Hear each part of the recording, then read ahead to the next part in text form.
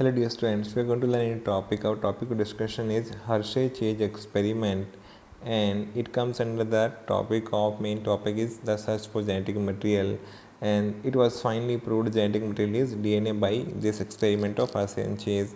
Therefore, this video is going to be very important for NEET point of view.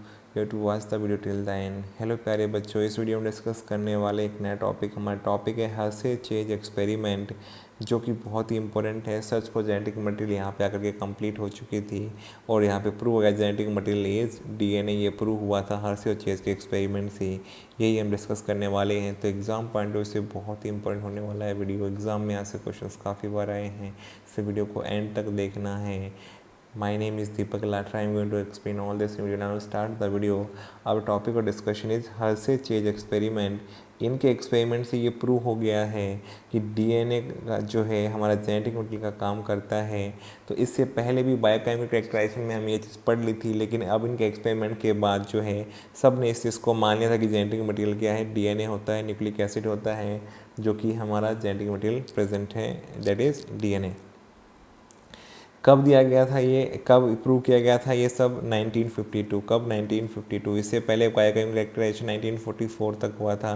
1952 लगभग 8 साल के बाद में हर्शे एंड चेज ने एक्सपेरिमेंट किया और एल्फ्रेड हर्शे साइंटिस्ट थे और मार्था चेज, इसलिए इसको क्या बोलते हैं, हर्शे चेज एक्सपेरिमेंट। तो ये अनइक्विवोकल प्रूफ था यहाँ, इसके बाद कोई भी इसका जो है ऑब्जेक्शन नहीं था, तो इसलिए सब ने इस चीज़ को मान लिया था। फिर जब हर्शे चेज ने प्रूव किया तो इन्होंने कैसे काम किया पहले हम ये समझने वाले हैं। इन्होंने एक तो T2 बैक्टीरियोफाज एक वायरस पे काम किया था, एक वायरस के साथ काम किया, और दूसरा एक प्रोकैरियोट इन्होंने बैक्टीरियम या ई कोलाई लिया था। तो इन्होंने दो यहाँ पे ऑर्गेनिज्म लिए थे, एक T2 बैक्टीरियोफाज लिया था जो कि वायरस है, क्योंकि बैक्टीरिया को अटैक करने वाला फाज कहलाता है बैक्टीरियोफाज, तो एक वायरस होता है, और एक ई कोलाई बैक्टीरियम लिया था इन्होंने यहाँ पे एक्सपेरिमेंट करने के लिए। इन्होंने अपना काम कैसे किया, देखो T2 बैक्टीरियोफाज का स्ट्रक्चर अगर आप देखोगे, स्ट्रक्चर में देखो दो चीज़ें होती हैं किसी वायरस के, एक प्रोटीन कोट होता है जो यहाँ पे दिखाई दे रहा है आपको, ये प्रोटीन कोट है, और एक आपके सेंटर में यहाँ दिखाई दे रहा है आपको जेनेटिक मटेरियल। तो इनके पास में जेनेटिक मटेरियल होता है, वायरस के पास में प्रोटीन कोट से बने होता है स्ट्रक्चर ऑफ वायरस, जो कि T2 बैक्टीरियोफाज का आपको दिखाई दे रहा है। इन्होंने एक बार तो इसको लेबल किया सल्फ़र के साथ में, सल्फ़र जो है 35 यूज़ किया था। नॉर्मल सल्फ़र का वेट कितना होता है बेटा, मुझे कमेंट करके बताओ। ये रिडक्टिव सल्फ़र था, कैसा था रिडक्टिव सल्फ़र, S35। तो अगर इससे इसको लेबल करेंगे तो क्या होगा, सल्फ़र प्रोटीन्स के अंदर मिलता है, अमीनो एसिड्स के अंदर मिलता है, इसलिए प्रोटीन तो लेबल हो जाएंगे, लेकिन सल्फ़र जो है न्यूक्लिक एसिड जेनेटिक मटेरियल में नहीं होता। तो इसलिए ये ग्रीन जो दिखाया, ये लेबलिंग दिखाया, रिडक्टिवली लेबल हो गए हैं सल्फ़र के आने से। इसके कौन सा पार्ट हो गया लेवल, प्रोटीन कोट वाला, लेकिन जेनेटिक मटेरियल अभी भी जो है नॉन रिडक्टिव है। सेकंड को लेबल किया गया था बेटा with the help of phosphorus 32, ये इसका रिडक्टिव फॉस्फोरस है। रिडक्टिव फॉस्फोरस से लेबल करेंगे, फॉस्फोरस जो है वो कंपोनेंट होता है न्यूक्लिक एसिड का। तो अब की बार इसका न्यूक्लिक एसिड तो लेबल हो गया, लेकिन प्रोटीन कोट के अंदर सल्फ़र नॉर्मल दिया था तो सल्फ़र लेबल नहीं हुआ। तो ये दो एलिमेंट लिए गए। सबसे पहले तो कौन से दो एलिमेंट लिए गए थे, एक सल्फ़र एक फॉस्फोरस। सल्फ़र का वेट क्या था 35, फॉस्फोरस का कितना 32, जो लिए गए रिडक्टिव एलिमेंट लिए गए दोनों सल्फ़र और फास्फोरस के। सल्फ़र प्रोटीन से अमीनो एसिड में बना प्रेजेंट होता है, इसलिए प्रोटीन कोट लेबल हो गया सल्फ़र देने से, रिएक्टिव सल्फ़र देने से। और अगर रिएक्टिव फॉस्फोरस दिया गया तो इसका जेनेटिक मटेरियल लेबल हो गया था, प्रोटीन कोट नॉर्मल रहा था। तो ये बात आपको समझ में आ गई, कौन से दो एलिमेंट दिए गए, किस तरह के थे रिडक्टिव एलिमेंट थे, ताकि रिडक्टिविटी चेक की जा सकती है ईजिली, इसलिए ऐसा किया गया था। और 1950 तक जो है रेडियोएक्टिविटी की डिस्कवरी हो चुकी थी, इसलिए इसको इस काम के लिए यूज़ में लाया गया था, जो कि बहुत ही अच्छा काम हुआ था। इन्होंने हर्शे चेज ने क्या किया, प्रोसीजर क्या रहा है बेटा, इसके प्रोसीजर के कितने स्टेप्स थे और किस सीक्वेंस में, ये आपको याद करना है। तो प्रोसीजर हम पढ़ने वाले हैं। इन्होंने दो ऑर्गेनिज्म पे काम किया था, एक तो क्या लिया था बेटा, बैक्टीरिया लिया था, ई कोलाई लिया था। तो आप देख सकते हैं दो सेट बनाए हैं। दो सेट क्यों बनाए हमने, एक तो इसमें इस सेटअप में तो जहाँ पे सल्फ़र से लेबल किया था उस बैक्टीरियोफाज को यूज़ कर रहे हैं, दूसरे वाले सेटअप जिसमें फॉस्फोरस से लेबल किया था उसको यूज़ कर रहे हैं। अगर यहाँ पे पहला स्टेप क्या करेंगे, हम यहाँ पे दोनों को एक साथ रख देंगे किसी मीडियम के अंदर और वहाँ पे एक दूसरे कॉन्टैक्ट में लाएंगे तो वायरस क्या करेगा, इन्फेक्शन करने की कोशिश करेगा और बैक्टीरिया के अंदर अपना जेनेटिक मटेरियल इंसर्ट करने की कोशिश करेगा। और ये बैक्टीरिया इक्वली पहचान ही नहीं पाएगा कि ये जेनेटिक मटेरियल जो है वायरस का है, किसी और का है, ये इसको अपना मान के इसकी मल्टीपल कॉपी बनाने का काम करता है। सेम यहाँ पे क्या होगा कि यहाँ पर भी प्रोटीन कोड की एंट्री नहीं होगी, केवल किसकी एंट्री होती है, जेनेटिक मटेरियल की। तो जो रिडक्टिव लेवल था प्रोटीन कोड वो भी बाहर रह गया। इसमें रिडक्टिव लेवल नहीं है प्रोटीन कोड, ये भी बाहर रह गया। केवल अंदर क्या गया, जो इसका जेनेटिक मटेरियल था, जिसमें कैसा था बेटा, इस साइड वाले में नॉन रिडक्टिव था जेनेटिक मटेरियल, क्योंकि सल्फर से लेबल हुआ था, फॉस्फोरस इसका नॉर्मल था। इसके अंदर रिडक्टिव मटेरियल फॉस्फोरस यूज़ हुआ था, इसलिए इसका लेबल क्या था, जेनेटिक मटेरियल, और प्रोटीन कोड नॉर्मल था। तो पहले स्टेप को दोनों के लिए क्या बोलेंगे, इन्फेक्शन। 2 एक्सपेरिमेंट किए गए थे पहले एक जैसे।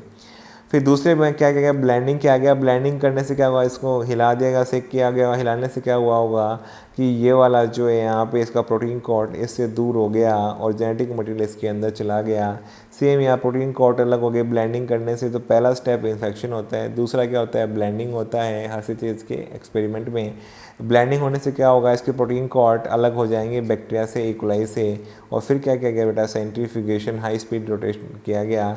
तो ये 2 पार्ट्स में यहाँ पे सेपरेट हो जाएंगे। एक हैवी पार्ट बनेगा जो कि ये वाला बैक्टीरिया होने से होगी, बैक्टीरिया का मास ज़्यादा है तो ये नीचे जाएगा। और एक दूसरा पार्ट बनेगा लाइट पार्ट, जो कि जिसमें वायरस के प्रोटीन कोड होंगे। तो सेम यहाँ पर हुआ था बेटा, एक बैक्टीरिया वाला पार्ट हैवी पार्ट बना, दूसरा लाइट पार्ट वायरस के कोट वाला।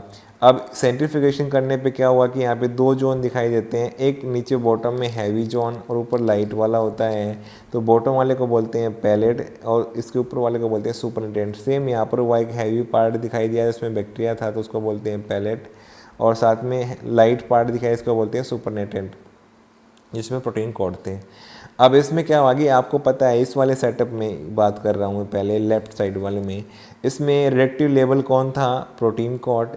इसका जेनेटिक मटेरियल नॉर्मल था, इसलिए रिडक्टिविटी कहाँ दिखाई देगी, जहाँ पर ये कोड जाएंगे। कोड किस पार्ट में गए, सुपरनेटेंट में। तो रिडक्टिव किस में था, रिडक्टिव सल्फर का डिटेक्ट हुआ सुपरनेटेंट में। जबकि यहाँ पे तो ये इसका जेनेटिक मटेरियल आया, फॉस्फोरस आया, जो कि नॉर्मल था। तो no reductivity detected in cells, pellet में कोई भी रिडक्टिविटी डिटेक्ट नहीं हुई। जिसमें अगर सल्फर लेवल लेंगे तो उसमें रिडक्टिविटी कहाँ मिलेगी आपको, सुपरनेटेंट पार्ट में, जहाँ पे प्रोटीन कोड प्रेजेंट थे वायरस के, और जहाँ पे वायरस का जेनेटिक मटेरियल था वहाँ पे रिडक्टिविटी नहीं थी, क्योंकि वहाँ फॉस्फोरस नॉर्मल था। इस सेटअप में राइट हैंड वाले में क्या होगा कि बेटा यहाँ पे पैलेट में तो ये वाला पार्ट जाएगा और सुपरनेटेंट में ये वाला जाएगा। आपकी बात सुपरनेटेंट में कोई रिडक्टिविटी नहीं थी, क्यों नहीं थी, क्योंकि इसके अंदर सिंपल वाला सल्फर यूज़ किया गया था, नॉन रिडक्टिव सल्फर प्रेजेंट था, इसलिए नॉन रिडक्टिविटी डिटेक्टेड इन सुपरनेटेंट। अब की बार किस में दिखेगी, जिसके अंदर रिडक्टिव फॉस्फोरस वाला कंपोनेंट है, जो कि क्या है, ये वाला जेनेटिक मटेरियल ऑफ वायरस। कहाँ पे दिखाई दिया, ये पैलेट पार्ट में। रिडक्टिव कहाँ दिखाई देगी, रिडक्टिविटी आपको डिटेक्ट करेंगे फॉस्फोरस 32 कहाँ दिखाई देगा, दैट इज़ पैलेट पार्ट। तो दोनों में पता लग गया क्लियरली बेटा ट्रांसफ़र किसका होता है। यानी यहाँ पे इन्होंने बताया कि वायरस से जो ट्रांसफ़र हुआ जेनेटिक मटेरियल का हुआ है, जो कि फॉस्फोरस से बना होता है। तो इन्होंने यहाँ से एलिमेंट के जो है रिडक्टिव एलिमेंट यूज़ किए थे और उसकी हेल्प से प्रूव करके दिखाया कि जो यहाँ पर बेटा जो ट्रांसफ़र होता है वो जेनेटिक मटेरियल ट्रांसफ़र करता है वायरस बैक्टीरिया के अंदर और अपनी कॉपी बनवा लेता है उससे। तो इसलिए यहाँ से प्रूव हो गया रिडक्टिविटी की हेल्प से। तो और रेडियोएक्टिविटी चेक की गई तो इसमें सेटअप में अलग अलग रिजल्ट मिले, जिसमें फॉस्फोरस था वहाँ पे रिडक्टिविटी कहाँ मिली बेटा, पैलेट पार्ट में, क्योंकि यहाँ पे फॉस्फोरस 32 डिटेक्ट हुआ था। और जिसमें सल्फर 35 यूज़ किया, रिडक्टिविटी कहाँ हुई थी बेटा, सुपरनेटेंट पार्ट के अंदर। तो 2 एक्सपेरिमेंट अलग अलग रहे, तो दोनों कंक्लूजन आपको समझ में आ गए होंगे। और क्वेश्चन क्या आते हैं, देखो पहला क्वेश्चन ये आता है, एक तो यहाँ पे सीक्वेंस क्या होगा स्टेप का, इन्फेक्शन, ब्लेंडिंग और फिर सेंट्रीफ्यूगेशन। तो यहाँ पे पहला स्टेप क्या है, इन्फेक्शन, फिर ब्लेंडिंग और फिर राइट सीक्वेंस पूछते हैं आपसे एग्ज़ाम में। एक तो ये क्वेश्चन आता है, ये समझ में आ गया। कौन कौन से एलिमेंट यूज़ किए गए, सल्फर 35 और फॉस्फो 32 रिडक्टिव एलिमेंट है, रिडक्टिव एलिमेंट है इसकी, ठीक है। सल्फर से कौन सा पार्ट लेबल हुआ, प्रोटीन कोड। फॉस्फोरस से कौन सा लेबल हुआ, जेनेटिक मटेरियल। किस किस पे काम किया, हर्शे चेज ने किस पे काम किया बेटा, बैक्टीरियोफाज पे काम किया, और साथ में इकोलाई बैक्टीरियम प्रोकैरियोट पे काम किया।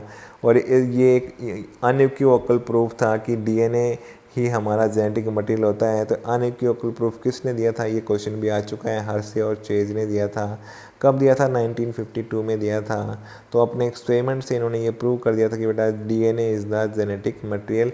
अब इसके बाद और फर्दर काम करने की या इस पर रिसर्च करने की ज़रूरत नहीं थी, क्योंकि अब सभी वर्ल्ड के साइंटिस्ट ने इस बात को मान लिया था। अब सब मान चुके थे कि डीएनए ही जेनेटिक मटेरियल होता है। तो ये सारे बातें एग्ज़ाम में कैसे क्वेश्चन आए, कैसे सब हम डिस्कस कर चुके हैं। आपको बहुत ध्यान से सब बातों को फिर से देख लेना है, अगर आपको रिपीट करने की ज़रूरत है तो। मुझे उम्मीद है आपको सब बातें समझ में आ गई होंगी। अगर आपको वीडियो पसंद आया तो वीडियो को लाइक करो, कमेंट करो, चैनल पे नहीं चैनल सब्सक्राइब करो, अपने फ्रेंड के साथ शेयर करो। Thank you for watching the video.